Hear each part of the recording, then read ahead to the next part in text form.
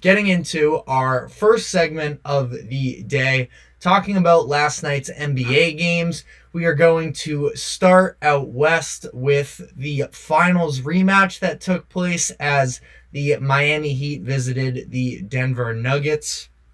The Nuggets come away with this one, 103-97. Jamal Murray was injured in this game. He left right before halftime in the second quarter. He was ruled out for the rest of the game with an ankle injury. It seemed like it was more so cautionary. He was at first questionable. The limp didn't seem too bad going back to the locker room. But I think that with Jamal Murray, who has dealt with a lot of injuries over the course of the past few seasons, they probably just wanted to err on the side of making sure that he doesn't worsen anything. It was the last day of February yesterday. We still have some time before he is really going to be leaned on in terms of needing him in the playoffs, because they absolutely will, especially with the little bit of extra depth that they don't quite have the same this season as opposed to last. So, seems like he should be back. We will keep you updated with that. Michael Porter Jr. ended up stepping up big for them. He had 18 points at half. Following Jamal Murray's injury in the second quarter, he came out blazing in the third quarter, scored 13 points and 12 points along those lines. But I think it was 12 points. He finished with 30 on the night.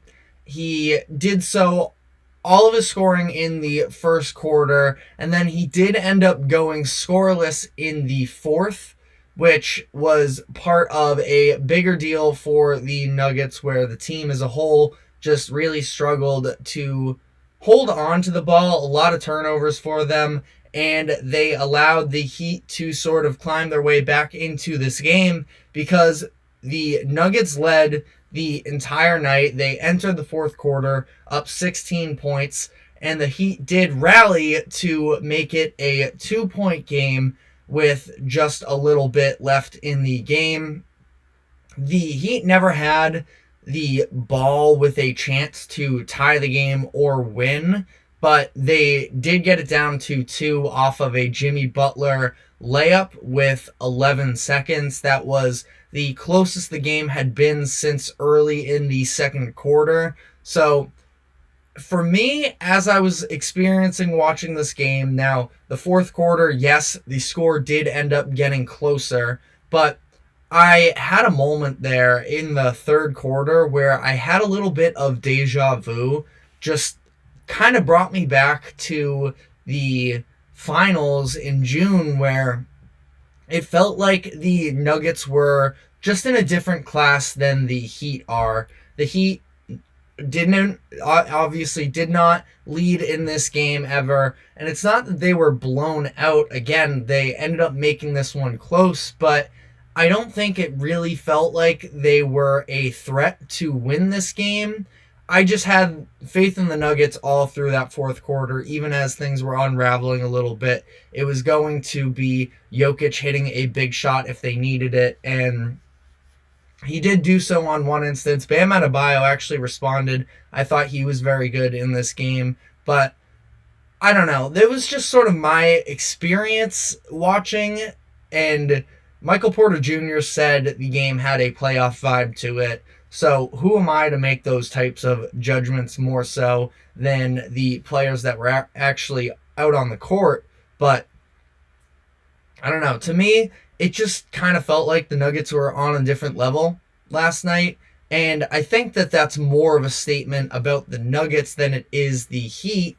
The Heat didn't have Tyler Hero, Kevin Love, or Josh Richardson. So maybe if they had those guys, it would have been a different story. Hero was notably absent with an injury from the playoffs last year, so maybe he is the missing piece for this team to be able to overcome the Nuggets. But they end up dropping this game. The Nuggets are now 5-0 since returning from the All-Star break. Again, I'm a little I'm maybe coming off a little down on the Heat in this instance, but I think it's just more so in comparison to how impressive I think that the Nuggets are.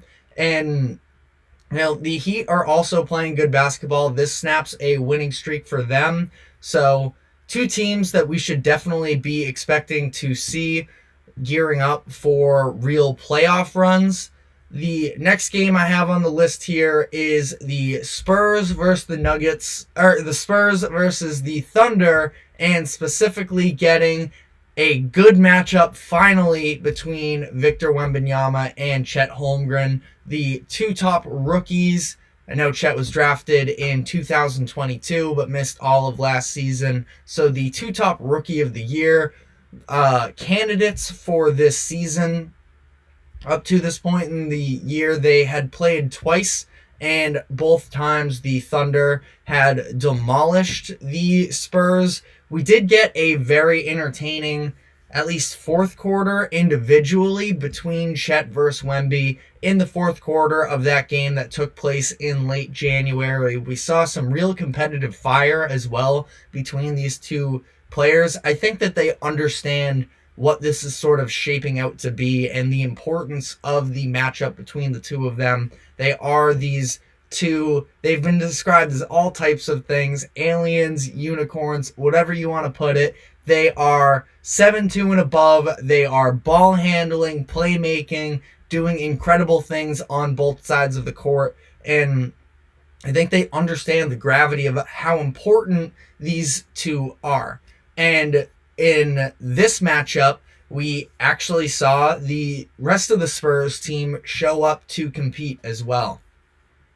It looked like it was going to be Chet coming out on top of this matchup early in the game. He knocked down a three within the first minute of the game, and he was firing. He scored 11 points in the first quarter. Meanwhile, Wemby, he was dealing with some foul trouble thanks to Chet being aggressive and drawing at least one of those fouls against him. He had two. He scored just 2 points, and then it was the second quarter where he started getting the ball rolling and the matchup really started to heat up because the Spurs offense was on all night, which was a very fun thing to see because obviously we know with how young and inexperienced and sort of lack of talent that there is with that team, we know the defense isn't really there, but there can be moments with that offense,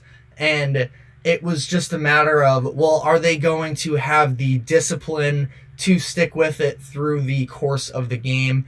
And they did. They showed up. Chet scored 17 of his 23 points in the first half. Overall, the game was just back and forth. It was a 3-point game with just over 4 minutes left. The Spurs were up.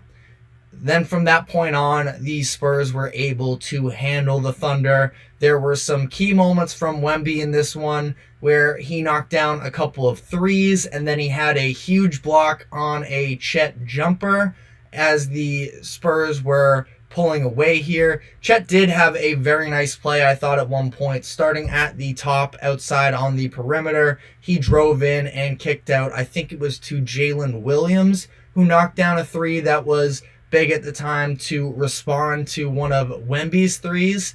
And then, obviously, before we sort of talk more so about Victor Wembanyama, who was incredible, I do want to briefly at least mention Devin Vassell, who I also thought that he looked great down the stretch. And we talk about all this lack of talent around Wemby, and I think that Vassell really is emerging as somebody who can be another building block around him. I was more so leaning towards Keldon Johnson being the second most valuable player on that team, somebody that they should look to keep around. But there really is no denying the offensive talent that Vassell has, and I really like the way that him and Wembanyama have been able to play off of one another. Down in that stretch, they had a couple plays together where at one point Wemby had the ball up top.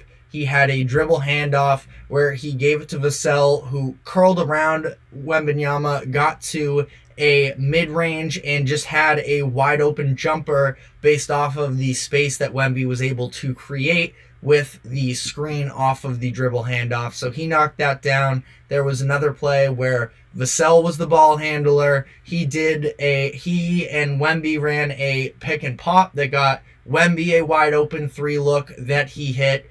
Vassell also had a really impressive drive against Jalen Williams with a tough finish at that point, putting the Spurs up by 11 and just about putting the exclamation point. Oh, and Vassell had a dunk on Chet. That was an and one. That was absolutely the exclamation point in the win. So both of them finished with 28 points. Vassell had an additional 9 assists to go along with that. I just wanted to give him his credit as well, because as much as it is the Wemby show, it might not always have to be that way, and Vassell could be somebody that they continue to build around. And I really like seeing that Wemby has somebody that he trusts on the offensive end to run actions off of with. And I just think that it is something that we can definitely at least see as something the Spurs are doing in terms of putting around players, and also just getting to see, whether it's Vassell, whether it's anybody else, seeing what type of two-man action Wembanyama can run. But enough on that. Wemby, on the night, he had 28 points, 13 rebounds, 7 assists, 5 blocks, and 2 steals. He shot 9 of 17 from the field, 5 of 7 from 3. He was the first player in NBA history with 25 points, 10 rebounds, 5 assists, 5 blocks, and 5 3-pointers made. There was, I think it was StatMuse Extra, something along those lines, the Twitter user, where if you are an NFL fan, you've probably heard of Scorigami, and it's something that is tracked. It is each time a game ends in a unique score that has never been done so before in NFL history. It's a Scorigami. A lot of people like to celebrate it. This account, Extra Stat Muse, started tracking, I think he called it Wembygamis or something like that, and it's tracking all of the unique stat lines that Wemby has that have never been done before. Very interesting. Came across my timeline last night, and it's just because he can really do it all, and there is so much flexibility for what he can do mindset-wise, what he's looking to do, and how it pops up in the box score. But just one more note on sort of some historical, again, some of these stats can be a little bit cherry-picked, but I think it just does go to show how versatile Wembanyama is. He is the first player in NBA history to average 2 or more steals, 3 or more blocks, and 2 or more 3-pointers made through an entire month. He had 2 steals, 3.9 blocks, and 2.2 3-pointers made on 41% shooting from 3, I might add, in the month of February. So incredible stuff from him, and the story is just getting started here. Everybody's buzzing about it. I am as well. And I think what's really cool too is the personality is also there, and it's something that, you know, the Spurs need and what the NBA needs as well when we talk about this next phase of the league. The Spurs were on their annual long road trip. I forget exactly what the activity is, but in San Antonio, they always have this stretch of games where they have to play on the road because they host something. I want to say it's like a rodeo or something along those lines. Very Texas. But that last night was their first home game, and Wemby got on the mic afterwards. He said, "I miss this blank. I love it." David Robinson was there in attendance, and he was just looking like a proud father. It was really cool to see, and I just feel like the sky is the limit for him in terms of his individual talent and the marketability that he is going to have and the influence he's going to have on the NBA. running through the last couple games here quickly, the Lakers edged out the Wizards in overtime. This was just, of course, one night after LeBron's fourth quarter heroics versus the Clippers. Him and Anthony Davis combined for 71, 40 for AD, 31 for him. His 31 points puts him just 9 short of 40,000 career points. He is very likely to surpass that when they play the Nuggets on Saturday. I think it's hard to get on the Lakers' case too much here. The Wizards are terrible. They have now lost 13 straight games, and they did get pushed to overtime by this Washington team. But last night was an emotional win. I highlighted on the show yesterday, there is a very difficult stretch coming up for the Lakers, the next handful of games on their homestand. It starts with the Nuggets tomorrow night, and that it is the Thunder, Kings, Bucks, Timberwolves, Kings again, and the Warriors. So they're going to have a lot on their plate the next couple weeks, and I feel like it's probably pretty easy in their position to overlook the Kings a little bit in this one, or overlook the Wizards, I should say, in this one. Jordan Poole did put up a season high 34 points as the Wizards go winless in the month of February. So, again, I'm not going to get on the Lakers too much for being pushed to overtime in this one, but if there is one thing to note coming out of this game, it's how poor the Lakers defense has been this year. They allow 126 in regulation to the Wizards. They played some nice defense in overtime, but I also consider that to be a lot of the fact that the Wizards are pretty incapable of running real offense in clutch situations. They have an offensive rating of just 83.1 in clutch situations this year. That is easily the worst in the NBA, and that is across 23 clutch situations this year. The Lakers had the 5th best defensive rating in the NBA last year during their playoff run, and I think that was a very big piece of their identity because they still weren't all too different in terms of roster-wise, but they were able to make things tough for other teams. And not saying that can't turn around. Maybe Jared Vanderbilt comes back and he adds to that. But I think that is sort of my biggest concern with the Lakers right now, along with depth and being sure that the rest of the guys can step up. But they are currently 17th in the NBA with a 115 defensive rating, and they were even worse in February. They were 19th. I don't have the numbers right in front of me. It was about 117. So not trending in the right direction. Again, not that can't be reversed, but something to note. And again, it's having these other players step up on offense is a big thing for them, but they are very clearly still far from a finished product here, and they need to sort of right that ship, in my opinion, to be considered a real threat.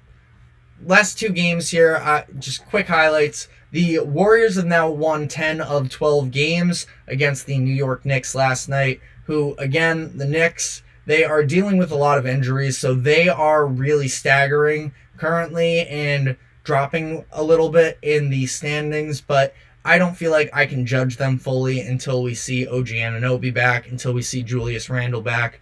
But the Warriors potentially turning things around here themselves, and then the Bucks defense is trending in a very positive direction, where last night they play the Hornets again, so not a lot of competition there, but they had another game of holding opponents to under 100 points. They've done so in 5 of their last 8 games. Now, 3 of those instances have come against the Hornets, so take that for what you will. But they also did so against the Nuggets a few weeks ago.